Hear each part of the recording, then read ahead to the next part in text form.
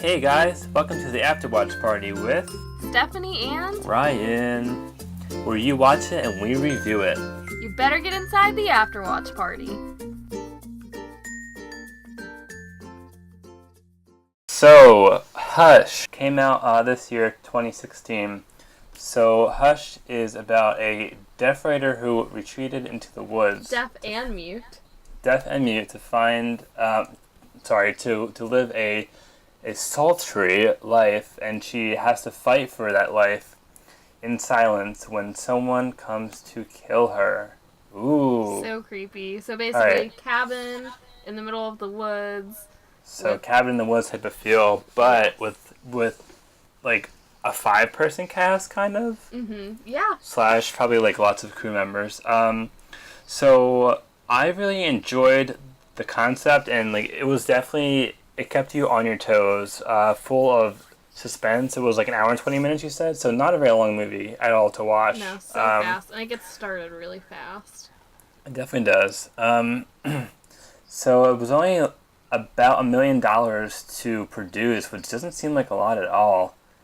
Now, what I really like about the movie is that it contains less than 15 minutes of dialogue, so the other 70 minutes of the movie are just silent slash like silent from the main actress's perspective, but there's like noise regarding the killer who comes to kill her.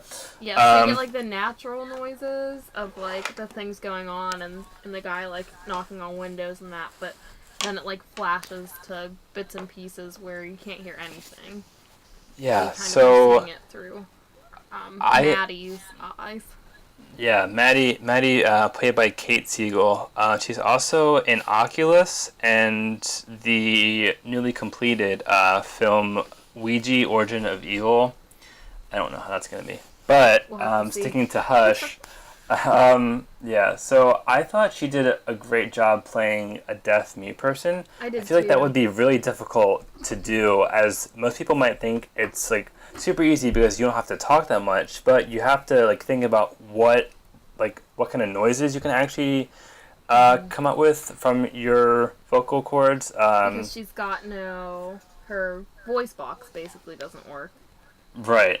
So Yeah, so that's like, really challenging, there's no I think. screaming, there's no like crying There's noises. nothing. There's nothing like that. Yeah. I mean, so, there are, but it's like I Yeah. couldn't even try to replicate it if I had to. Yeah, I was gonna say like It's a very specific sound.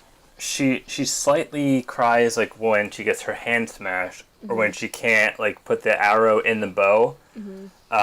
That looks brutal. It did. I mean, they did a really good job making this look really realistic. Like, while watching it, I was like, holy cow, like, they both seem like semi-normal people. I mean, obviously, the guy trying to kill him was a psychopath. or what Right, have not you. that normal, but you know. They made it seem very relatable in that if this was a situation that was happening, this is the kind of struggle that would happen. Yeah, so it can kind of, I mean, like, I guess like most like horror movies can really happen to anybody, but like this is a situation where like it can easily happen to like anyone who's like living on their own in the middle of the woods, and it's very like you're so accessible to anybody that you can. Especially that cabin. I mean, can we just talk about how many windows were in that cabin? There were a lot of More windows and glass doors than I think than any necessary. other kind of house. Like they really, Right. I mean, that was necessary because yeah, I he was was gonna watching say her that. and she was watching him because Yeah. the only way that she could tell where he was is if she could visualize him. See him, yeah. So I feel like that helped her, but also hurt her in some ways when you watch the movie. Now, one brief note that I had, like, it was like so random, but I was thinking like in the right light, she kind of looks like a younger Angelina Jolie. She does. It It's sounds those like eyes super and random. those lips, and also Yeah. the super dark hair. Yeah, but I was like, this is working for her. It is. I mean, the character, she really, like, that was a great character for her to play. She really nailed it. Yeah. And then when it comes to the killer who is credited as Man, he's played by John Gallagher Jr., who also shows up in the brilliant film Short Term 12, in addition to 10 Cloverfield Lane. I thought he did a relatively good job at playing a I guess murderer, killer. Hmm. My only issue with him slash some of the movie is that I feel like he showed his face too early on. He Because, did, and when he like, did it, I didn't know why he was doing it, but then at the same time, I was like, okay, I kind of get it, but it like normalized him too soon. yeah, because he wanted Maddie to be able to read his lips, but for me, like having that mask on was a little bit scarier, in my Hmm. opinion. Oh, you think that's I because s- I thought he showed his face because she wrote that she didn't see his face and she wouldn't tell anyone.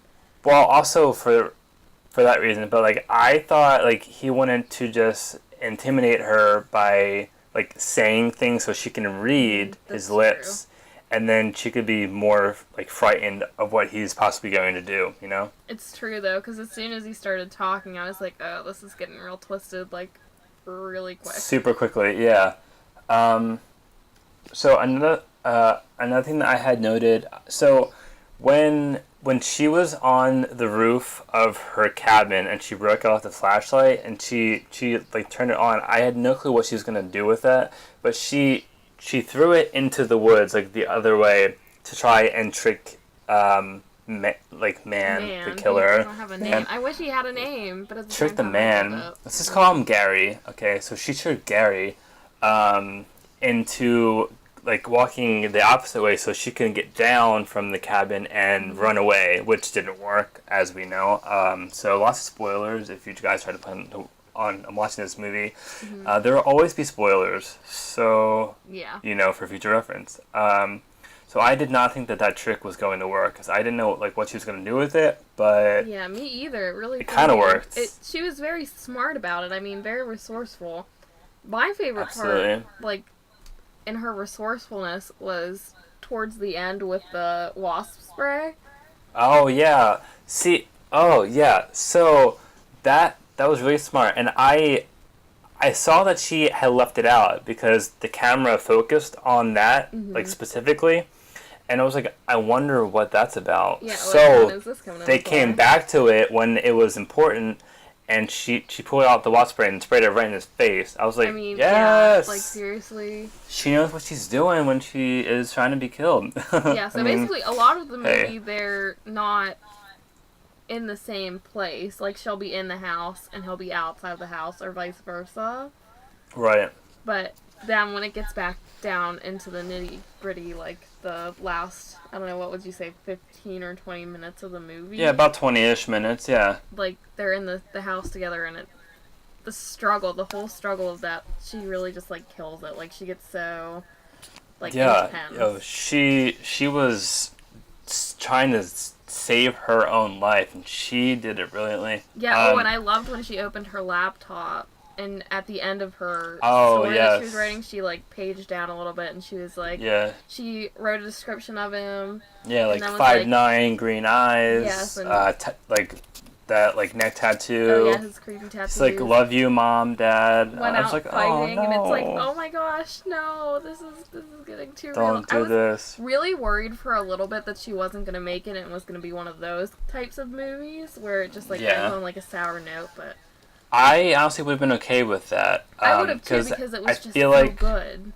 yeah, I feel like too many like horror films they always get away. So like every now Hmm. and then everyone can maybe die. I Yeah, mean, if everybody I don't dies, I'm know. not gonna be upset if they Just do me. it in a way Right.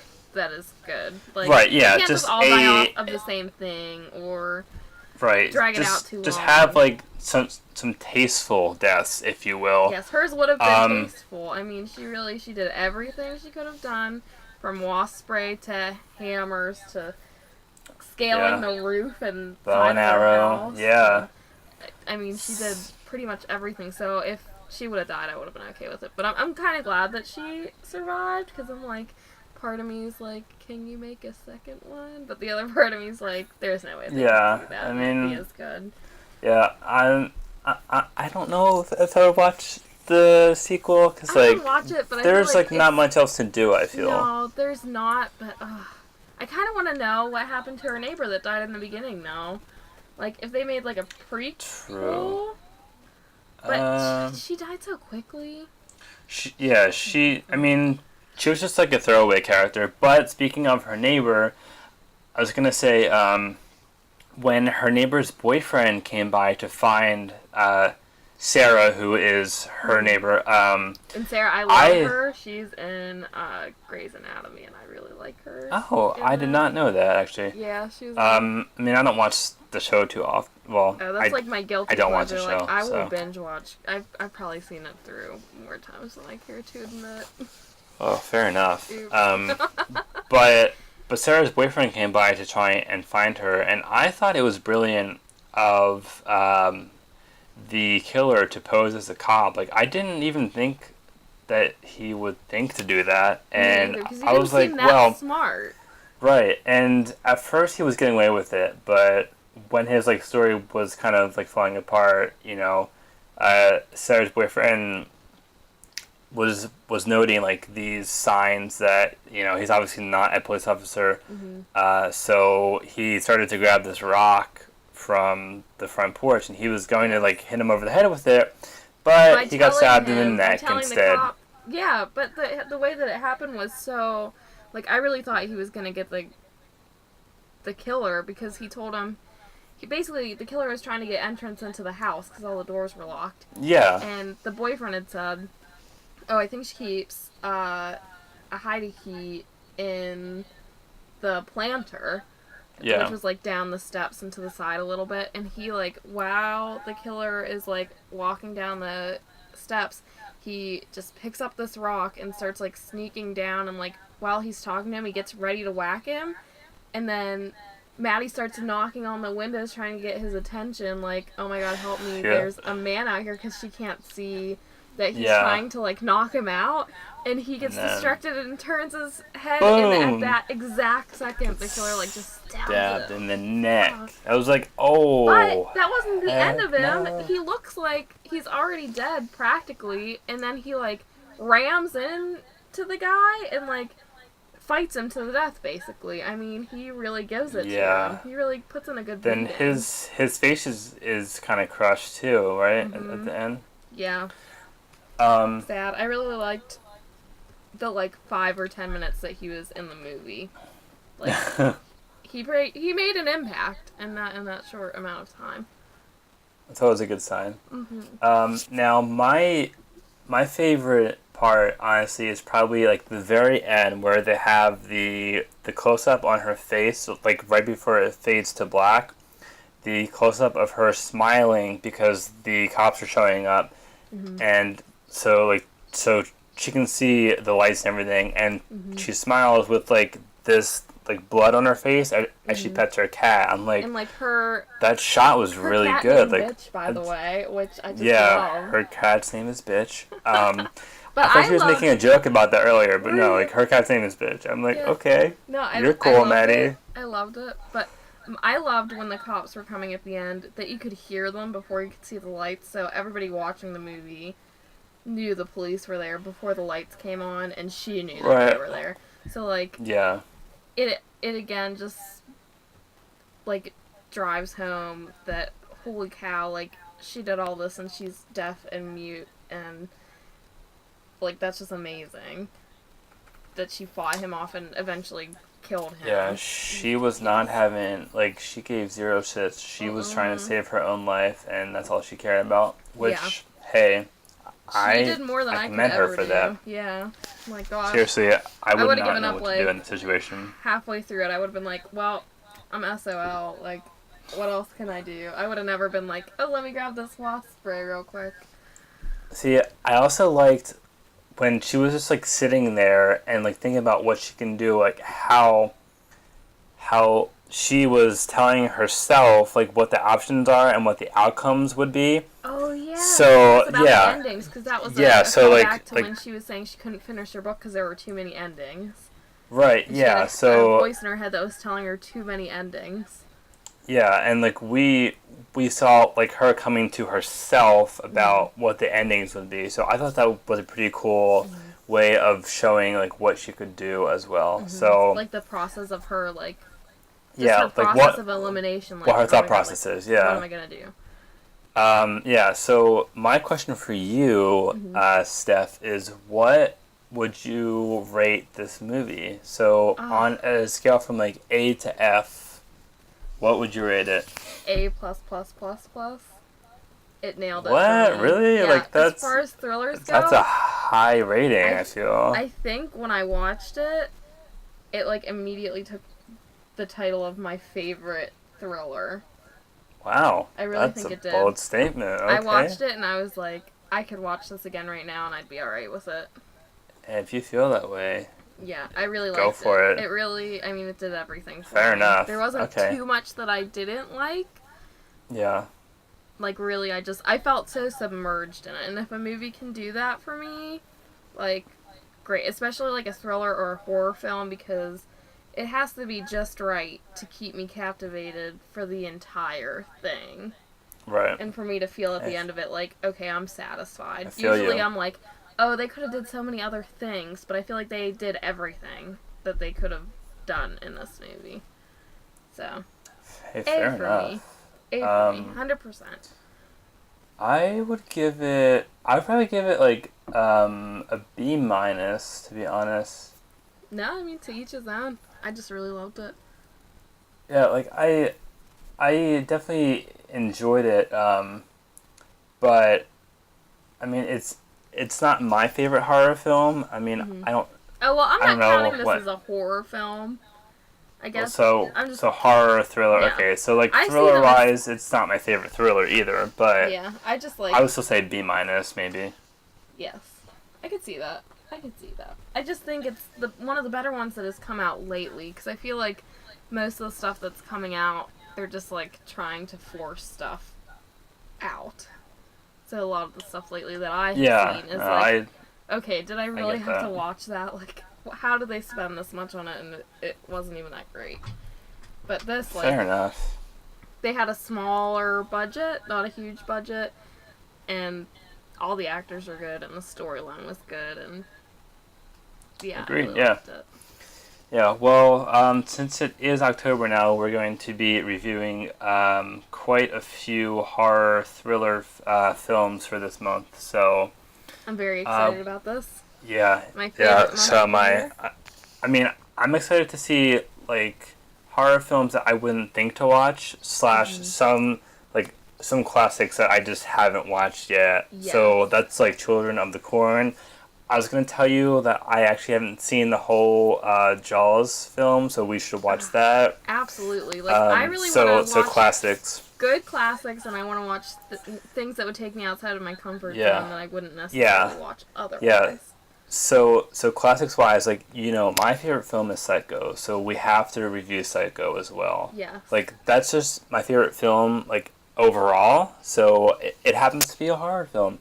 So perfect we for need this to review occasion. that, and like I can throw you like these little facts, these factoids that I'm aware of. And, I'm really excited for that, you know, too, because so am I I. think it'll just be great when we get to each of our favorite films. Yes.